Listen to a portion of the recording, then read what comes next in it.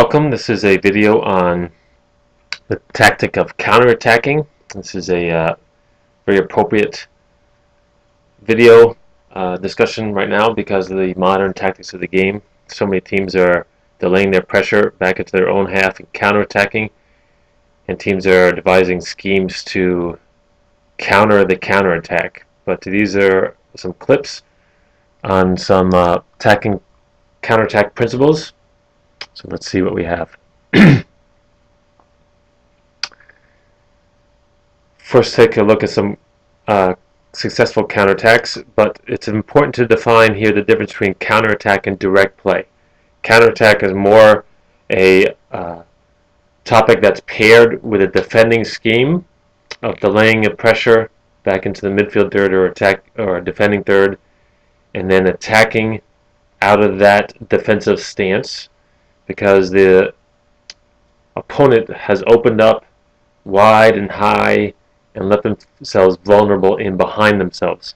So we'll take a look at this one clip. Here, Germany has the ball. The United States gains it, makes several passes, and then makes this very long direct pass into the box. And this is really an example of direct play as opposed to counterattacking, because the United States, when they won the ball, weren't really sitting in and countering out of that. They were really just playing a long direct pass during their possession. Here's an example of a counterattack. Here the United States was back into their own half defending. You'll see here it's obvious that they only have really one player left up high. So this is an example of how a team sets themselves up for their counterattack by defending in their own half and countering. And just the presence of this personality player who is very dangerous in the counter, a strong, mobile, active type forward, is able to cause the defending team to foul her. Whether that foul was actually a foul may be debatable because it looks like she threw herself into the defender's path. But regardless, successful counterattacks often end up in restarts because of the stress that it places on the opposing team. There are optimum times in the game to counterattack. Here, Germany is back in their own half defending. The United States has possession, plays a square pass, and when square passes are intercepted, just by playing one forward pass, it puts 1, 2, 3, almost 4, 5 players out of the game all at once. And look at the characteristics of the players. Here for the United States is a holding midfielder type player, Shannon Box, and the German player pretty much runs away from her. And obviously Germany decides that they can counter against a team like that likes to keep possession, that has maybe some players with some limited speed issues.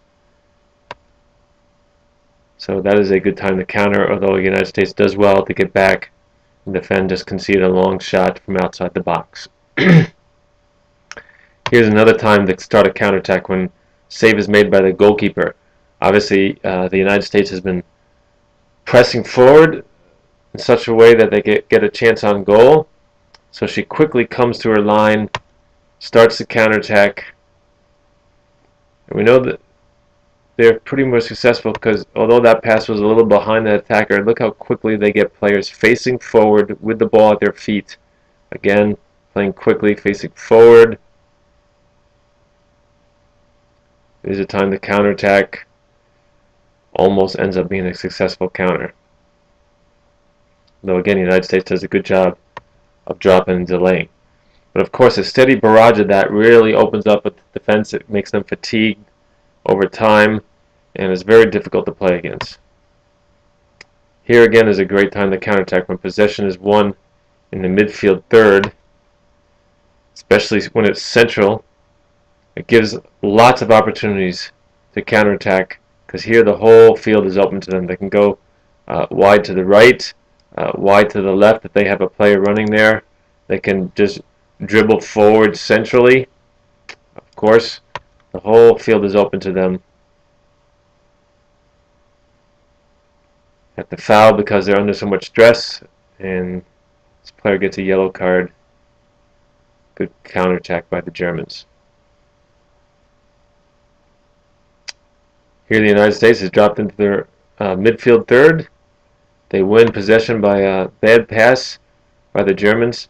This is a great place to counterattack. Germany had stable position. They had committed players forward. Look at the gaps that have opened up in their defense. Now's the time to go right at them and counter. Especially when they have players with these characteristics. They're fast players up top. They like to go at people.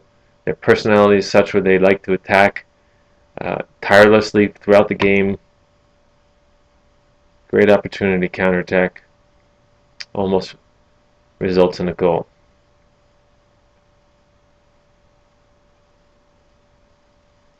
Again, the mentality of the attacking players that like taking on defenders is essential if you're going to play in this tactic.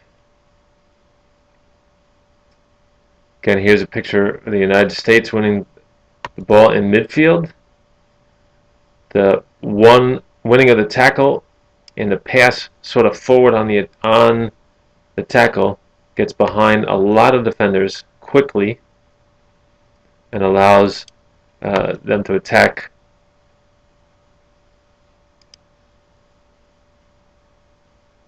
He uses that run by not using him. Didn't make the pass. The defender have been cleared out. Again, here's another possession one in midfield. Get the ball. Someone facing forward. Runs try to in behind. Not sure about the run right on top of the attacker there. Perhaps that central run could have been bent out wider. But nonetheless, it ends up with a good shot on goal. A good save by the opposing goalkeeper. Here's possession one in the back third. This is a common tactic to drop back all the way into the defending third, which totally exposes the other team in behind on their half. So if we can perhaps double team this ball, win it.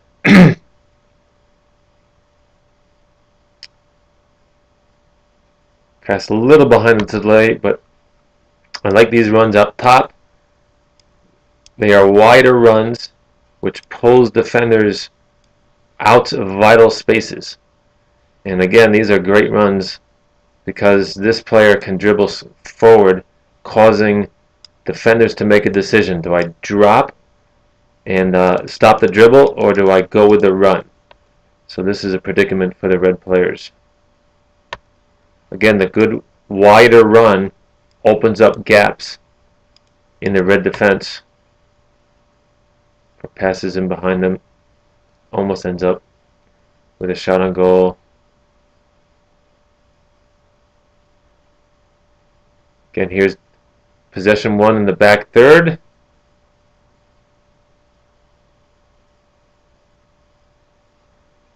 Play a ball in behind. Forces a bad back pass. And a little tug on the jersey, resulting in a red card despite the protest from the other team. Here, off a goal kick or goalkeeper's punt, we're not sure which, but regardless, the white team has decided to drop back into their own half to defend the big kick. They win the head ball. Good pressure on the head ball and good covering in behind him in case the player was lost on the head confrontation. Players one. Get players facing forward. Playing the ball forward quickly, efficiently. Leads to a semi-break and just wide. Again, the tactic is to drop in, defend in the half.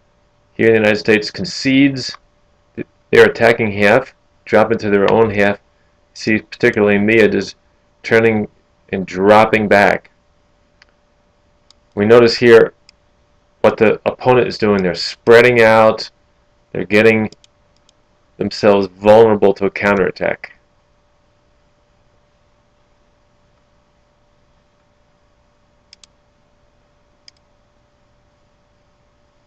So when the ball is won,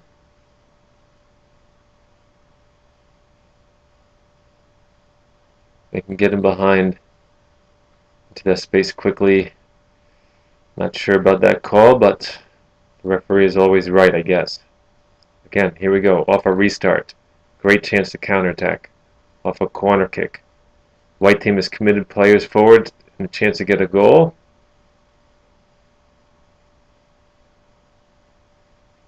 I like how their players look to face forward and play the ball forward as quickly as possible. Here's a great example of why it's essential to have goalkeepers take their own goal kicks. At this point in the game, though, the United States goalkeeper had a thigh injury, and which forced the United States to have Kat Reddick come back, take this kick.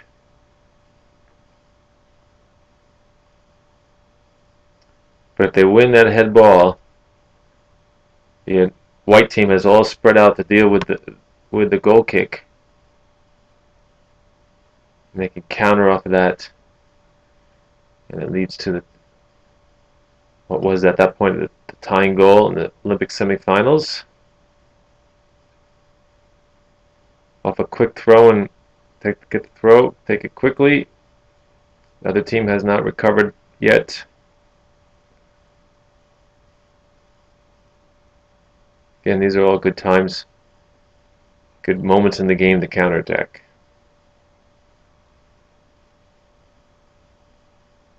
Again, back in our own half defending. Win the ball, counter, get players facing forward. Good late run out of midfield here. And unfortunately was offsides at the last second there. But a good counterattack for the last moment. Of course, part of the counterattacking tactic is if it's not on, the other team is able to get back and get organized in defense. Now they're back, they're organized, they're facing the ball, they're facing the play, their spaces are tight. Now we need to look to unbalance the defense in another way besides counterattack. So how do we do that at this point? We do it with our possession.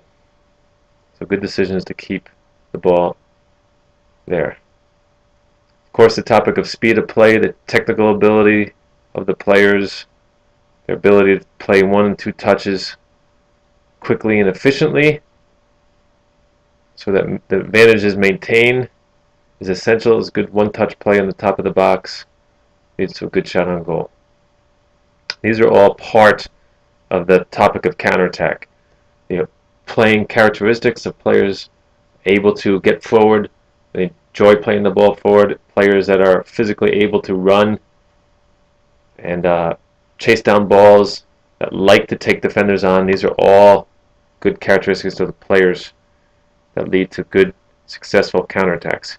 Here are some examples of why counterattacks have broken down. Here Germany again wins the ball, but when their attack is very narrow. There are 3 players that are attacking here, just attacking in about a 15-20 yard channel, which allows the white defenders, as they are recovering, to do so narrowly as well.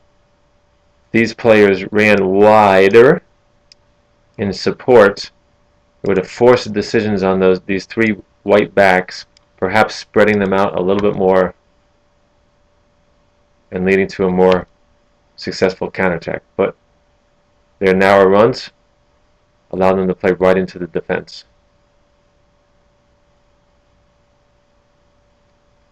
Of course, a lot of counterattacks break down technically. Here we see some examples of poor final passes there, just wasn't hit enough.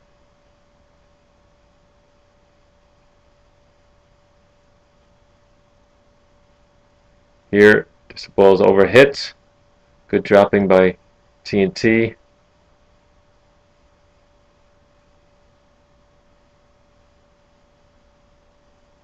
So at all levels of play, technical breakdowns.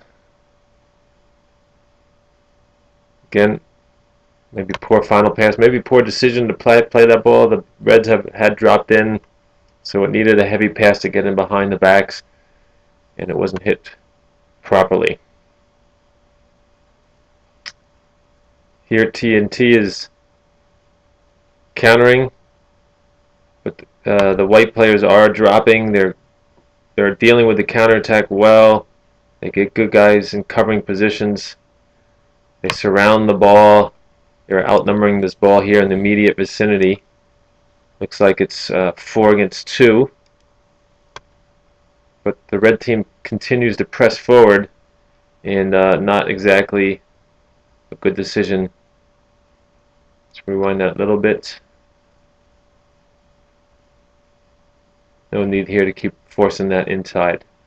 All right, so there's some examples of good counterattacks, ones that didn't quite work out. Principles of play need to be adhered to. Good speed of play principles as well.